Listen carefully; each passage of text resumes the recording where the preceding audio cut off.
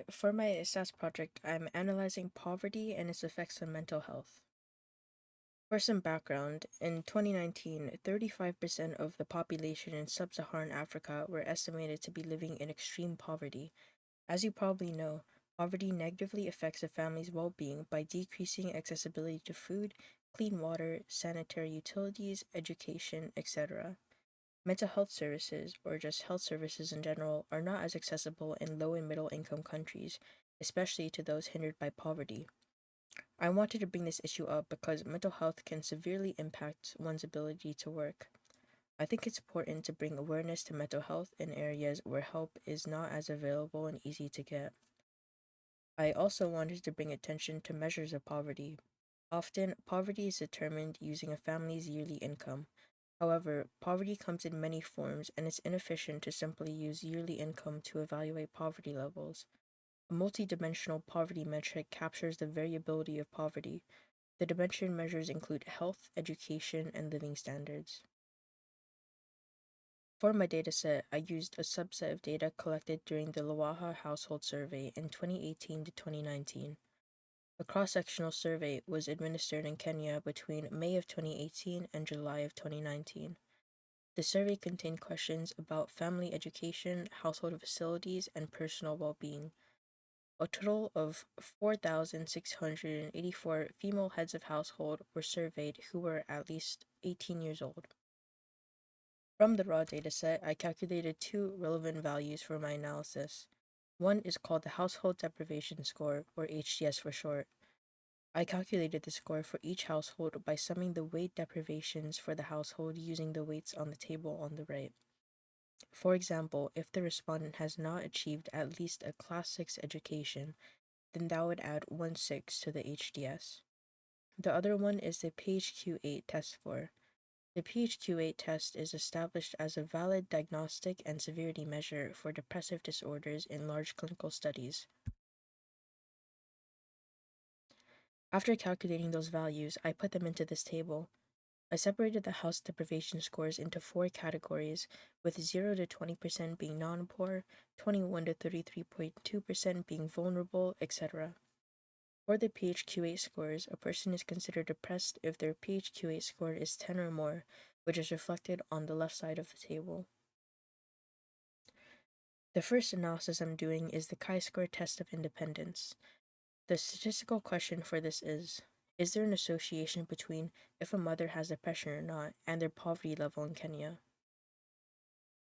For this test, our null hypothesis is that there is no association between whether a mother has depression or not and their poverty level in Kenya. Our alternative hypothesis is that there is an association between whether a mother has depression or not and their poverty level in Kenya. We are conducting this test at a significance level of alpha equals 0.05. Now we check if the assumptions for this test are met. 1. The data is from a random sample. 2. Our sample size of n equals 4,683 is less than 10% of all families in Kenya. Lastly, 3. All our expected values are greater than 5, which can be seen in the table shown, with the expected values being in the parentheses. Therefore, all the assumptions for the chi-square test of independence are met. After calculating our test statistic, we get that it is about 69.4499, with our degrees of freedom being 3. In conclusion, since our p-value equals 0 is less than alpha, which is 0.05, we reject the null hypothesis.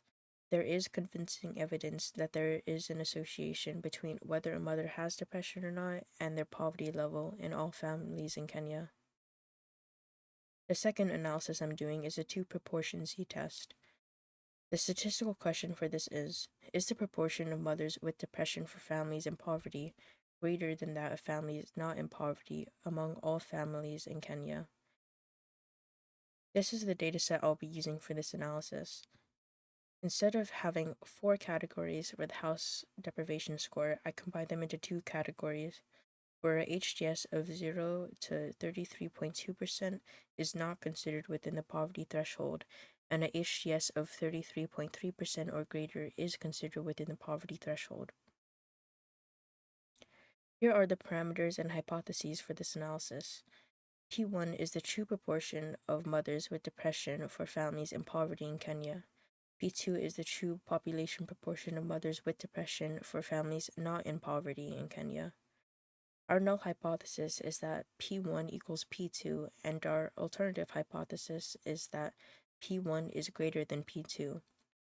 We are conducting this test at a significance level of alpha equals 0.05. Next, we have to check if the assumptions for this test are met. First, the data is from a random sample. Second, we have to check for normality. We have to find PC, which is our combined proportion. We do this by evaluating x1 plus x2 over n1 plus n2, which equals approximately 0.1228. Then we evaluate n1 times PC, n1 times 1 minus PC, n2 times PC, and n2 times 1 minus PC. All of these values are greater than 10, and so we can assume that our sampling distributions are approximately normal. For our last assumption, we have that our sample size n1 equals 700 is less than 10% of all families in poverty in Kenya, and our sample size n2 equals 3,983 is less than 10% of all families not in poverty in Kenya. Therefore, all our assumptions are met. To evaluate our test statistic, we use the formula z equals p hat 1 minus p hat 2 over the square root of PC times 1 minus PC times 1 over n1 plus 1 over n2. Once we evaluate this, we get that our test statistic is approximately 7.4990. Since our p-value equals 0 is less than alpha, which is 0.05, we reject the null hypothesis. There is convincing evidence that the true proportion of mothers with depression for all families in poverty in Kenya is greater than the true proportion of mothers with depression for all families not in poverty in Kenya. For a final conclusion, there is a clear association between multidimensional poverty and depression symptoms. This association supports the need and significance for efforts to improve well-being and to evaluate poverty on a multidimensional level. There are some obvious limitations with my analyses. Due to the cross-sectional nature of the dataset I use, determination of causal relationships and longitudinal analyses are not possible. To delve into this topic further, I'd like to do more analyses on other regions. For this project, I only analyzed Kenya, which is a country in sub-Saharan Africa. Here are my works cited, so yeah, thanks for watching.